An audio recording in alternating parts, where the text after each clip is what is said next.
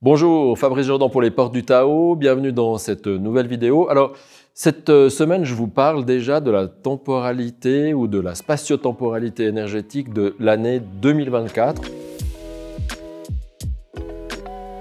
Donc, vous savez que le 4 février, on change d'année, justement, et puis on passe d'un lapin d'eau, c'est-à-dire deux éléments qui étaient très une année 2023 plutôt enfumante comme ça, avec peu de clarté, dans laquelle il fallait un petit peu lutter pour garder une directivité. Maintenant, à une année qu'on appelle, vous voyez, dragon de bois. On a des influences du ciel, je vous expliquerai après, qui sont un bois yang, en fait, et une réponse de la Terre qui est une Terre yang, mais une Terre yang qui contient ces éléments-là dedans. Vous voyez qu'il y a de la terre, il y a de l'eau, il y a du bois. Et donc, on peut dire qu'on a le ciel qui donne quelque chose, la Terre qui prend l'influence du ciel et en réponse donne quelque chose. Je vous ferai un petit dessin tout à l'heure. Mais disons, avant de rentrer là-dedans, comment dire, vous voyez que déjà, on a une opposition entre le bois et la terre. Vous savez que dans le cycle des 5 mouvements, des 5 éléments, le bois contrôle la terre. Et donc, en général, quand on a une relation de contrôle entre deux éléments, on n'est pas dans quelque chose de très cool. On aime bien avoir soit un soutien, donc le même élément, soit une production d'un des éléments envers l'autre. Ça, c'est les positions les plus favorables. Ici, on a un contrôle, donc ça ne veut pas dire que c'est forcément défavorable, mais ça peut être le signe d'une forme de tension intrinsèque à l'année elle-même, en fait. Et on va voir ça un petit peu plus dans les détails. D'ailleurs, vous voyez déjà, je vais sans encore en parler, mais l'hexagramme de l'année, c'est l'opposition. Et donc, en fait, on retrouve aussi au niveau de l'hexagramme une forme de tension intérieure. Alors, ça ne veut pas dire forcément que c'est mauvais, hein, parce que de temps en temps, une tension, ça fait le lead. C'est un peu comme une corde de guitare, si vous voulez. Ça dépend de la qualité de la corde, de la tension de la corde. Si la corde de guitare ou de basse est de bonne qualité et tendue, une tension, ça va plutôt produire un son tonique, mettre les choses en route, etc. Mais si la corde au départ est de mauvaise qualité, au contraire, une tension qui peut être une sorte de clash, ça peut casser la corde et dans ce cas-là, il n'y a plus de fonctionnalité. Donc, ça va beaucoup dépendre d'un certain nombre d'autres facteurs pour savoir comment interpréter cette année. Mais vous voyez aussi, si on prend l'animal, en général, moi, j'aime pas tellement parler des animaux parce que c'est plutôt des notions, disons, assez superficielles. C'était aussi des solutions mnémotechniques pour que tout le monde puisse facilement se souvenir du nom des éléments. Mais enfin, vous voyez qu'on a une tension dans le même symbolique entre un dragon et du bois. Le dragon, dans le sens chinois du terme, puis probablement dans tous les sens du terme, c'est un animal qui est libre par essence. Il est capable d'aller dans l'eau, de sortir, de voler. Il est libre d'être et sur terre et dans l'air. Il a des ailes, il peut bouger. Donc c'est un animal extrêmement mobile. Le dragon, c'est toujours un élément qui est extrêmement positif dans la vision chinoise. C'est pas tout à fait la vision occidentale. Et donc, il faut le prendre comme ça. Et il est associé à un bois yang, qui est l'élément dans le bois. Alors, normalement, le bois est mobile, en fait, hein, mais dans le bois yang, c'est comme un chêne. Et donc, c'est l'élément du bois qui est le plus immobile possible. En fait, c'est le bois qui est centré, qui est ancré, qui a des racines profondes, qui fait un petit peu de place autour de lui. Et vous voyez qu'entre la mobilité du dragon, alors c'est très paradoxal parce qu'on a un dragon qui est associé à la Terre, qui normalement, elle, est immobile, associé et qui rencontre un bois qui normalement produit du mouvement et qui là est enraciné. Donc je dirais que cette année, c'est une année paradoxale, déjà juste pour ça, et donc on verra bien ce que ça nous réserve, mais ça veut dire que ça va être une année, alors quand il y a des paradoxes, en général, il y a des opportunités la plupart du temps, et ça va être certainement une année qui va être favorable à des formes de nouveautés, d'une manière ou d'une autre, et on verra comment ça s'applique à chacun de nos maîtres du jour après. Maintenant, vous voyez ça, on appelle ça le tronc céleste, c'est le bois yang. Donc le pattern, si on veut, ou le motif, c'est que le ciel, il donne une information et vous voyez que le bois yang, il est franc. L'information du ciel, elle est sur une seule tonalité, elle est pure en fait. Donc le ciel donne quelque chose et la terre, ici, va recevoir le message du ciel. Donc ici, c'est un message franc qui arrive. Et ensuite, elle va commencer à rendre quelque chose.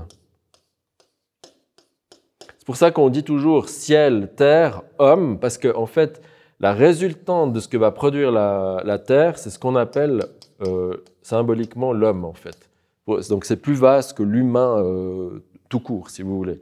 Donc alors en général, on a une information du ciel qui est pure, et puis vous voyez, la terre, elle répond comme elle peut, c'est-à-dire toujours imparfaitement, et on s'attendrait à avoir du bois, par exemple, qui jaillit parce que l'information était du bois, mais non. La terre, elle répond avec de l'eau, yin, du bois yin, et une terre yang.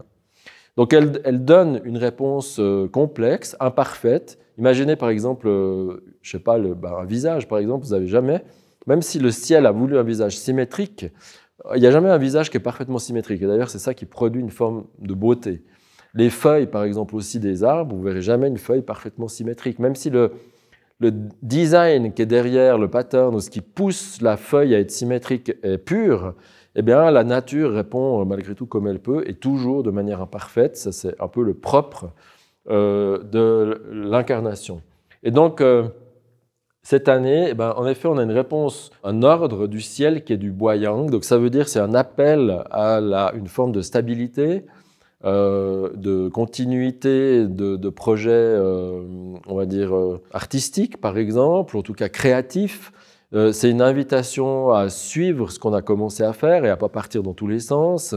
C'est une invitation à s'aligner globalement, c'est une invitation à se stabiliser, à trouver ses racines, trouver le lieu auquel on appartient, et voilà, et des choses de ce type-là. Ça, c'est ce que le ciel donne comme grande indication cette année. Et puis la Terre répond par d'abord une Terre yang, c'est-à-dire une montagne, c'est-à-dire une stabilité. Donc on voit que la première réponse à toutes les différentes directivités que donne le ciel, même si je dis différentes parce que c'est compris dans le bois yang ici, c'est d'abord la stabilité.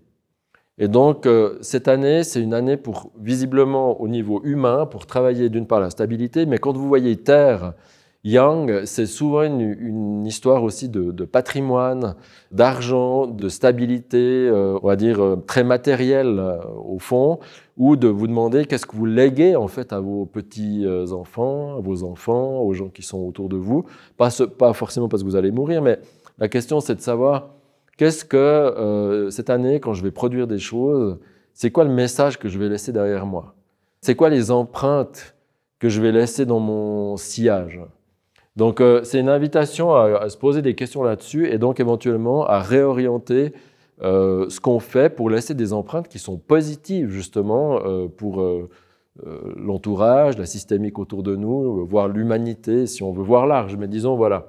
Et la Terre répond aussi de nouveau avec un peu de douceur quand même autour parce qu'on voit qu'on a de l'eau et on a du bois, mais il nous manque un peu de feu là cette année pour l'instant. Ça donne encore une image un tout petit peu terne, on va dire, où il n'y a pas encore de montée très forte de la visibilité, du feu, de la joie, etc. Ça arrivera très certainement, vous le verrez dans les mois qui vont venir, parce qu'il va y avoir du feu qui va être convoqué par la temporalité mensuelle à certains moments.